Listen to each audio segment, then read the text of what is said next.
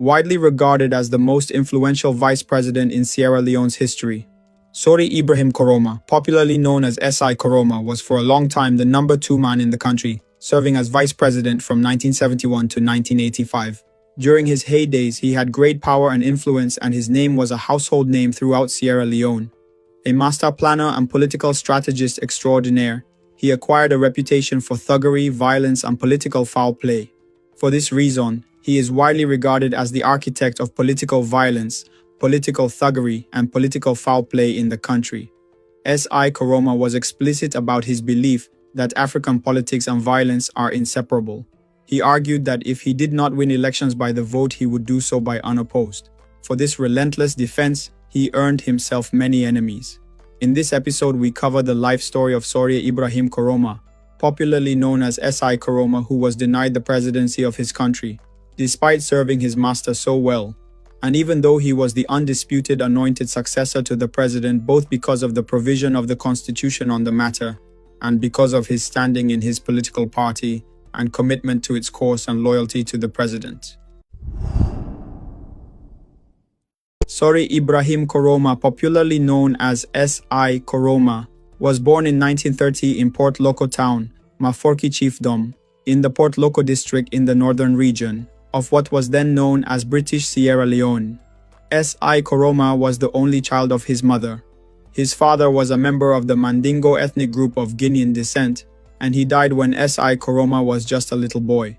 After the death of his father, his mother got married to an ethnic Themne man named Bokari Dumbuya, who was a nephew of then Paramount Chief of Maforki Chiefdom in Port Loko District, Paramount Chief Alikali Mela. S.I. Koroma was raised in the Dumbuya family household instead of the Koroma family compound. Though raised in a Tamne home, S.I. Koroma never forgot his Mandingo heritage, and he was also fluent in the Mandingo language. Paramount Chief Alikali Mela made his nephew Bokari Dumbuya a sub-chief. Alikali Mela also crowned S.I.'s mother a chief. That was how S.I. Koroma, the only child to his mother, became a member of 2 important ruling families in Port Loko. S.I. Koroma was educated at the Government Model Primary School in the nation's capital, Freetown, and the Bo Government Secondary School in Bo Town, in the southern region of the country. At Bo School, he was a prefect. He went to Bo School at a time when it was an institution exclusively for individuals belonging to ruling families in the provinces. The school was founded in 1906 at the behest of then British colonial governor Sir Leslie Probyn to educate the sons of paramount chiefs or nominees of paramount chiefs. It was his connection to the ruling families of Port Loko that made it possible for S.I. Koroma to attend Bo School. While in school, S.I. Koroma was considered as nothing more than a mediocre student. However, what he lacked in intellect, S.I. Koroma made up for in ambition. S.I. Koroma was a dark-skinned African who favored white suits. He was a soft-spoken man. Nevertheless, he was a highly intelligent strategist and a skillful manipulator. He was a powerful, persuasive, and eloquent speaker. S.I. Koroma had the ability to persuade people to accept as plausible his own point of view. Soon after he left school, S.I. Koroma, who had a fierce determination to succeed in life, landed a job with the Sierra Leone Government Cooperative Department. He worked there from 1951 to 1958 and took a course during that period at the Cooperative College in Nigeria. In 1958, he resigned from government service to set up his own private business. He fared well in the transportation business and within a short time became Secretary General of the Sierra Leone Motor Transport Union. In the late 1950s, S.I. Koroma became a member of the Temne Progressive Union, TPU, a group that was formed for members belonging to the Temne ethnic group that are predominantly found in the northern region of the country. However, realizing that many people from the north who spoke Temne actually belonged to other northern tribes, the name Temne Progressive Union was later changed to Northern Progressive Union, NPU. The NPU was in existence when a prominent trade unionist named Siaka Stevens returned from the Independence Conference in London, where leaders of all registered functional political parties in the country had gathered in order to negotiate with the British government for the independence of Sierra Leone.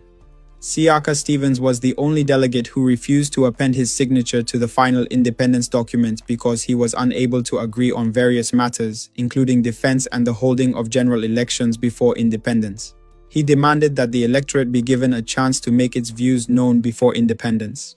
On his return to Sierra Leone, he started a movement that he named the Election Before Independence Movement, the EBIM, which was embraced by members of the Northern Progressive Union. With his large Creole following, Siaka Stevens transformed what was a purely Northern interest group to a national political party. In 1960, a political party, the All People's Congress, the APC, was born with Siaka Stevens as its leader. As a result, S.I. Koroma became one of the founding members of the All People's Congress, the APC political party. At the inception of the APC, S.I. Koroma became the party's first national propaganda and organizing secretary. As the party's political strategist, he demonstrated untiring effort and energy in educating the people about their political rights, and he succeeded in bringing the party to the people. Founded as a mass party, as opposed to the then-ruling Sierra Leone People's Party, the SLPP, which was more of an elitist party, the APC won the support of the ordinary people because of its grassroots politics. The party drew support from drivers, market women, the rural and urban unemployed. It also attracted the support of clerks, teachers, and university professors. The modestly educated also found the party attractive because of its leadership that had little beyond a high school education, was largely lower middle class, and was generally inclined toward a vague, though attractive socialism. The party established its base in Freetown and the northern region of the country. The APC quickly outflanked all other opposition parties in the country. Sierra Leone gained its independence from Britain on April 27, 1961. However, close to the independence celebrations, S.I. Koroma, together with other top members of the APC, including Siaka Stevens, were arrested and detained for allegedly plotting to disrupt the independence celebrations, as the APC party was urging that independence should be postponed until free elections have been held. As a result, the leaders of the APC party were arrested and detained prior to the independence celebrations. However, S.I. Koroma, together with other APC members, were released soon after the independence celebrations. In May 1962, Sierra Leone held its first general elections as an independent nation. In that election, S.I. Koroma was elected to Parliament as Member of Parliament for Freetown Central 1 constituency. He was returned to Parliament for the same constituency in the country's second post-independent general elections, which were held in March 1967, and his political party, the APC, narrowly won the election, and the leader of the APC, Siaka Stevens, was sworn in as Prime Minister, but was deposed in a military coup after only few hours of his swearing in as Prime Minister on March 24, 1967. After a year of military rule, the APC was restored to power with its leader Siaka Stevens as Prime Minister of the country in April 1968. Following the return to civilian rule in 1968, S.I. Koroma was appointed Minister of Trade and Industry in Siaka Stevens' first cabinet. In a cabinet reshuffle in 1969, he was appointed Minister of Agriculture and National Resources. S.I. Koroma proved to be most loyal to Siaka Stevens at a time when his position as Prime Minister was seriously threatened by the political euphoria brought about by a new political party that was formed in 1970 by a group of opposition personalities and some members of the APC party who resigned from the government in protest against rampant corruption. They formed a new political party, the National Democratic Party, NDP, that later became known as the United Democratic Party, UDP.